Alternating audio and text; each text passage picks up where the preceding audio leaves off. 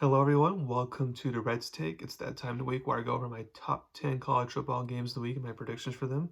So let's get started with the obvious big game of the week between 8 Oregon and 7 Washington. Washington 3-point favorites, 3:30 game on ABC. With the way USC's defense looks and everyone else in the Pac-12 having at least one loss already, this could be a potential preview of the Pac-12 title game.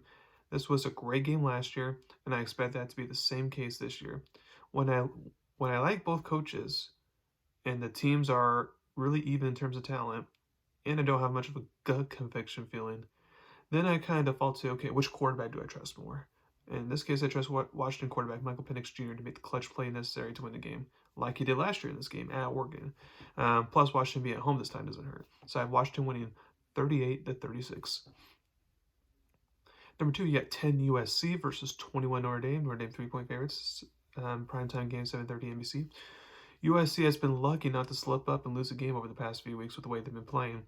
While Notre Dame has not been as lucky in that regard, they can cause problems for the Trojans. I do realize the Irish offense has struggled the past 3 weeks. However, playing Ohio State, Duke, and Louisville's defenses are not easy at all. With the way the Trojans play defense, the Irish offense should look dominant like they did early on in the season. So then it comes down to, can star quarterback Caleb Williams once again make those few Heisman type clutch plays to win the game? History shows that the answer most of the time is yes. I think USC will once again survive to win a close game. Weather looks like it may be a factor here, so this could keep it from being a potential shootout. But I have USC winning 28-24. Number three, you got 18 UCLA versus 15 Oregon State. Oregon State 3.5-point favorites, 8 p.m. Fox game. This is a big game for both teams. It's in this tough conference. A team needs all the wins they can get. I think 2 losses can knock either of these teams out for playing the Pac-12 title game. Um, I wanted to see last week if UCLA on offense would figure out how to move the ball and score against a good opponent, which was Washington State last week. And credit to the Bruins, they did. Now, can they do it on the road? Since their last road game against a top 25 team in Utah, true freshman quarterback Dante Moore struggled. So I think the offense, will continue to find their momentum from this past week, especially since Oregon State's defense is very inconsistent. However, I do think the Beavers' run game will be the difference here to limit offense possessions for UCLA, and I think Oregon State at home finds a way to. Um, Oregon State finds a way to um, win this game. I have Oregon State winning 24-23.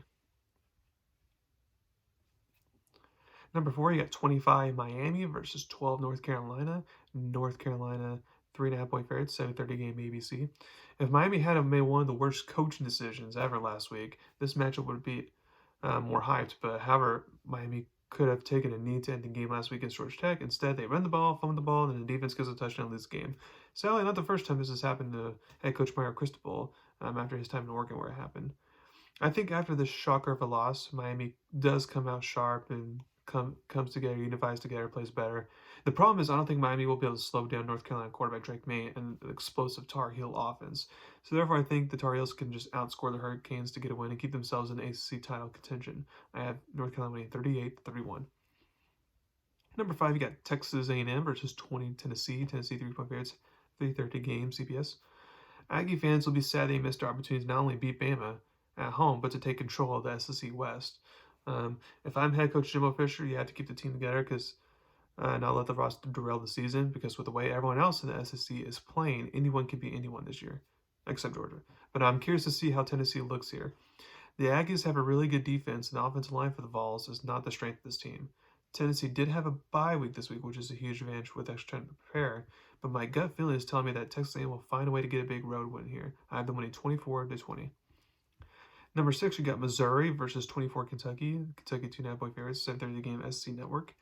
Both teams wanted to be on the same level as Georgia, but they're not. It just is. I know Missouri still has to play Georgia at some point, but they're not going to be. It is what it is. The bright side is this could be the game to see who gets second place in the division, which is good enough honor for both of these schools. I think Kentucky's offense will get back on track against a leaky Missouri defense. Then the question becomes, can Missouri on offense outscore Kentucky to get a big road win? I don't think that will happen. My philosophy is when good teams, which Kentucky is still a good team despite beat down by Georgia, get embarrassed, they come out sharper and play better. Therefore, I think the Wildcats get the big home win. I'm winning 31-24. Number seven, you got Iowa versus Wisconsin. And Wisconsin 10-point favorites, 4 p.m. game Fox. This game will determine who will win the division this year and then lose to the Big 10 title game, whether that'll be Michigan, Ohio State, or Penn State, whoever makes it there. But if you like low-scoring games, this is the game for you. Both teams love to run the ball, and I think whoever runs the ball best in this game will win. To me, I think that'll be Wisconsin. As star running back Brandon Allen and quarterback Tanner McCormick's legs would be the difference maker in this game if Wisconsin wins 16-10. Number 8, you got Auburn versus 22 LSU. LSU 11-point favorites, 7 p.m. game ESPN. With the way LSU plays defense, almost any team can make it a game with them, and that includes Auburn. Auburn loves to run the ball, so I think they will do their best to play a run-heavy, ball-control game to keep the explosive LSU offense on the sidelines. However, I think LSU will make enough clutch plays to win this game and keep themselves alive in the SEC West race. I have LSU winning 30-24. Number 9, you got Tulane versus Memphis. Tulane 4.5-point favorites. It's a Friday night game, 7 p.m. ESPN. We got a couple good group of 5 games this week, and this is one of them. This game will help determine a lot of things, even though they may see each other again in the American Conference title game. The winner of this game is alive to be that group of 5 representative in the New Year's Six Bowl game. I don't think a 2-loss group of 5 team will be in a New Year's Six Bowl game, since there are a lot of group of 5 teams this year. I think Tulane, having the experience last year of being in the big-time conference games, will come into play as veteran quarterback for Tulane. Michael Pratt makes some clutch plays to win the game. I have Tulane winning on the road 31-28. And last but not least, you got Wyoming versus Air Force. Air Force 10.5-point favorites, 7 p.m. game, CBS Sports Network. The stakes for this game are the same as the ones I just mentioned earlier. Both want to not only have a head start to make the conference down game, but both are live at this point to be the group of 5 team that makes the New Year's Six Bowl game. I think Air Force having a bye and seeing what Wyoming was able to do in their upset win against Fresno State last week was good. So Air Force knows at least on defense what to do, since Air Force offense they'll do what they do no matter who they play. Expect this to be a physical, low-scoring type of game, but I do think Air Force gets the big win to remain undefeated here. I have them winning 20-14. So thank you very much for listening to my podcast today. Please subscribe to my channel to learn about me. Thank you very much, and you have a wonderful weekend of watching football.